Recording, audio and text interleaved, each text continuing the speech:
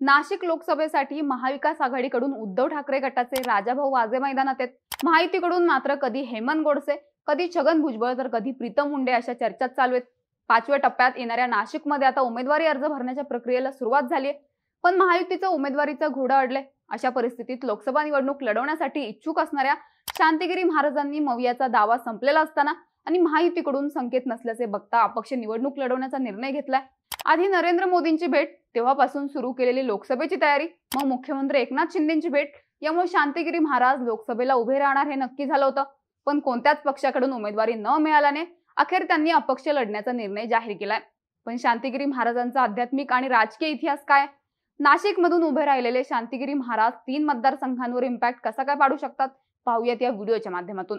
नमस्कार, मी नम्रता आणि तुम्ही पाहताय बोल व्हिडिओ. सुरुवात करूयात शांतिगिरी महाराजांच्या आध्यात्मिक इतिहासापासून. शांतिगिरी महाराजांचं मूळ गाव नाशिक मधलं लाखलगाव. असं सांगण्यात येतं की वयाच्या 15व्या-16व्या वर्षी त्यांची अचानक दृष्टी गेली. तेव्हा त्यांच्या आई वडिलांना त्र्यंबकेश्वरला जनार्दन स्वामींकडे मुलाला घेऊन जा असा सल्ला मिळाला. जनार्दन स्वामींनी या मुलाला खडे उचलायला सांगितले आणि खडे उचलताना दृष्टी परत आली.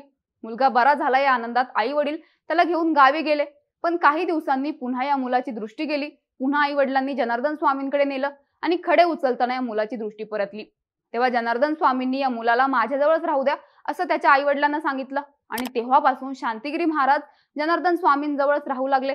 त्यांनी आजन्म ब्रह्मचारी राहण्याचं व्रत घेतलं, संन्यासी झाले. जनार्दन स्वामी मूळचे छत्रपती संभाजीनगरचे, पण त्यांनी संभाजीनगर, कोपरगाव, नाशिक अशा भागांमध्ये भरीव काम केलं. वेरूळच्या घृष्णेश्वर मंदिराजवळ मठ देखील उभारला. 1989 मध्ये नाशिकमध्ये जनार्दन स्वामींचं निधन झालं. त्यानंतर शांतिगिरी महाराज हे त्यांचे उत्तराधिकारी बनले. मठातच राहून शिक्षण घेतलेल्या शांतिगिरी महाराजांनी जनार्दन स्वामींचा आध्यात्मिक वारसा चालवला. 9 वर्ष मौन व्रत पाळलं. जनार्दन स्वामींची परंपरा पुढे नेत बाबाजी भक्त परिवार आणखी मोठा गेला. आजच्या घडीला बाबाजी भक्त परिवाराचे 55 मठ आहेत. 9 ठिकाणी गुरुकुल आहेत. वेरूळ मधला जनार्दन स्वामी मठ जवळपास 200 एकर जागेत पसरलाय. संभाजीनगरमध्ये मुख्य मठ असला तरी नाशिकमध्ये देखील बाबाजी भक्त परिवाराचा मोठा प्रभाव आहे. नाशिकमध्ये मठ, कुंभमेळ्यातल्या साधूंसाठी भोजन व्यवस्था, वेगवेगळे याग, महाराष्ट्रभरातून गर्दी होणारे अनुष्ठान सोहळे, जनार्दन स्वामींचे पुण्यस्मरण सोहळे आणि गुरुकुलाच्या माध्यमातून होणारे शैक्षणिक उपक्रम यामुळे नाशिकमध्ये त्यांची लोकप्रियता आहे. बाबाजी भक्त परिवाराची मोठी संख्या आहे. साहजिकच राजकीय नेते देखील शांतिगिरी महाराजांची जवळीक ठेवून असतात. सध्या शांतिगिरी महाराजांची नाशिक लोकसभेमुळे चर्चा होत असली तरी त्यांची ही निवडणुकीच्या रिंगणात उतरण्याची पहिलीच वेळ नाहीये. याआधी देखील त्यांनी मतपेटीच्या राजकारणात महत्वाची भूमिका बजावली. शांतिगिरी महाराज पहिल्यांदा राजकारणात सक्रिय झाले 2009 साली. तेव्हा त्यांनी तत्कालीन औरंगाबाद लोकसभेची निवडणूक लढवली.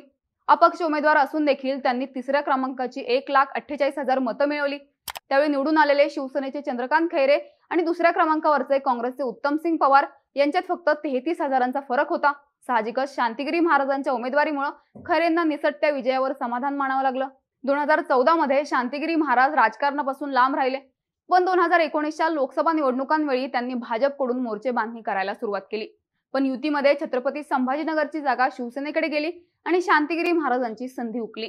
पण शांतिगिरी महाराजांकडून हिंदू मतांचं विभाजन होऊ नये म्हणून आपण अपक्ष उभे राहणार नाही असं सांगण्यात आलं. मात्र त्यानंतर त्यांनी अपक्ष उभ्या राहिलेल्या हर्षवर्धन जाधव यांना पाठिंबा दिला आणि बाबाजी भक्त परिवार पुरस्कृत उमेदवार असा प्रचार झालेल्या जाधव यांना तब्बल 2,83,000 मतं मिळाली, ज्याचा फटका 4,500 मतांनी हरलेल्या चंद्रकांत खैरेंना बसला. म्हणजेच 2009 मध्ये उभा राहून आणि 2019 मध्ये स्वतः उभं न राहता पाठिंबा देऊन शांतिगिरी महाराज गेम चेंजर ठरले होते. आता सध्याचं गणित आणि राजकीय ताकद पाहायची झाली तर ते उभे राहिलेत नाशिक लोकसभा मतदारसंघातून. यासाठी त्यांच्या भक्त परिवारानं तयारी देखील केली आहे. नाशिकमध्ये मठ, आध्यात्मिक कार्यक्रम, गुरुकुल, आश्रम या माध्यमातून त्यांचं काम आहे. द्राक्ष उत्पादक शेतकऱ्यांसाठी पर्जन्य याग आयोजित करत त्यांनी शेतकऱ्यांशी देखील मोठ बांधली आहे. सोबतच नरेंद्र मोदी काराम मंदिरात आले होते तेव्हा त्यांची आणि शांतिगिरी महाराजांची भेट झाली आणि मोदींनी लोकसभेची तयारी करा असा संदेश महाराजांना दिला असं देखील त्यांच्या समर्थकांकडून सांगण्यात येते. पण भाजपकडून तिकिटासाठी हालचाल झाली नाही. नंतरच्या काळात अनेक नेत्यांच्या भेटीगाठी घेणाऱ्या शांतिगिरी महाराजांची मवियाकडून देखील चर्चा झाली. पण वाजेंना उमेदवारी डिक्लेअर झाल्याने तो विषय तिथेच थांबला. आता महायुतीत देखील नाशिकसाठी वाद चालू असताना शांतिगिरी महाराजांनी अपक्ष लढण्याचा निर्णय घोषित केलाय. शांतिगिरी महाराजांची नक्की ताकद किती आहे ते पाहूयात. यातला पहिला मुद्दा आहे तो शांतिगिरी महाराजांनी केलेली तयारी. मागच्या काही महिन्यांपासूनच शांतिगिरी महाराजांच्या बाबाजी भक्त परिवाराच्या माध्यमातून लढा राष्ट्रहिताचा, संकल्प शुद्ध राजकारणाचा या घोषणेअंतर्गत प्रचारक बैठका सुरू आहेत. नाशिक लोकसभेच्या बहुतांश भागात या बैठका पार पडल्यात. 2019 मध्ये त्यांनी पंतप्रधान नरेंद्र मोदी यांना पाठिंबा देण्यासाठी वेगवेगळ्या मतदारसंघात प्रचारकांच्या बैठका घेतल्या होत्या, ज्याला हजारोंची गर्दी जमली होती. बाबाजी सांगतील त्या उमेदवाराला भक्त परिवाराचं एक गठ्ठा मतदान जातं, असं नाशिक मधले स्थानिक पत्रकार सांगतात. सध्या या बैठकांमधून त्यांनी मोर्चेबांधणीला सुरुवात केली.